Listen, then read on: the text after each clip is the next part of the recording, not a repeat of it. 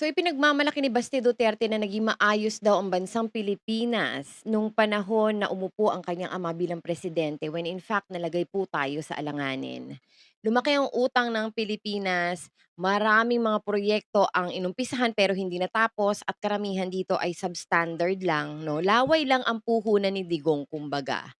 Now, ang dami din mga naganap noong panahon na yun na mga ordinaryong mga tao hindi nila 'to maiintindihan dahil, maraming mga bagay na hindi ito nasawalat sa publiko kumbaga.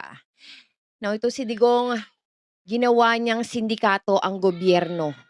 Sinindikato niya lahat.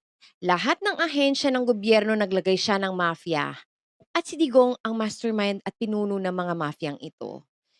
Now, pumunta tayo dito sa storya ni Westy Barayuga na talagang kahindik-hindik at nakakakilabot po talaga itong storya na 'to. I suggest sa mga hindi nakakaalam ng storya ni Westy Barayuga, marami po kayong makikitang mga videos na nagkukuwento kung ano ba talaga ang naganap sa kanya nung mga panahon ng Administrasyon Duterte. Ito yung karumal-dumal na pinaslang sa loob ng kanyang sasakyan, 'no? At, sa mga hindi nakakakilala sa kanya, siya po ay isang retired police general at naging PCSO board secretary noong 2018. Now, bakit nga ba siya pinaslang? Pinaslang siya sa kadahilanan na nadiskubre niya ang anomalyang nagaganap sa loob ng PCSO at hindi niya 'to sinang-ayunan.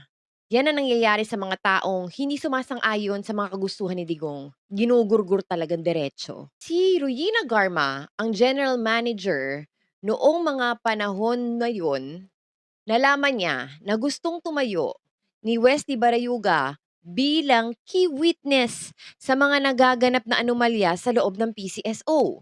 Ngayon, si Ruina Garma ay nagsumbong dito kay Digong tungkol sa mga planong ito ni Westy Barayuga. At doon na pinlano ang paggurgur sa kanya. Ito yung nakakapangilabot na parte sa proseso ng paggurgur sa kanya. Nahirapan daw yung mga inutusan para patayin siya. Nahirapan daw talaga kasi wala daw sariling sasakyan itong si Westy Barayuga. Imagine that, ang tagal niya sa serbisyo pero hindi siya naka-Ferrari, hindi siya naka-Bentley, wala siyang magarang sasakyan, 'no? Yung mga nagtatrabaho ng maayos, sila pa talaga yung pinaliligpit nung mga panahon na yun. 'Di ba, just imagine that. Magtataka ka na lang, eh, bakit yung mga maayos na nagsisilbi, eh, yun yung namamatay, yun yung nililigpit, 'di ba? It says a lot about what's happening that time. Nahirapan silang ipagurgur itong si Wesley Barayuga dahil gumagamit lang ito ng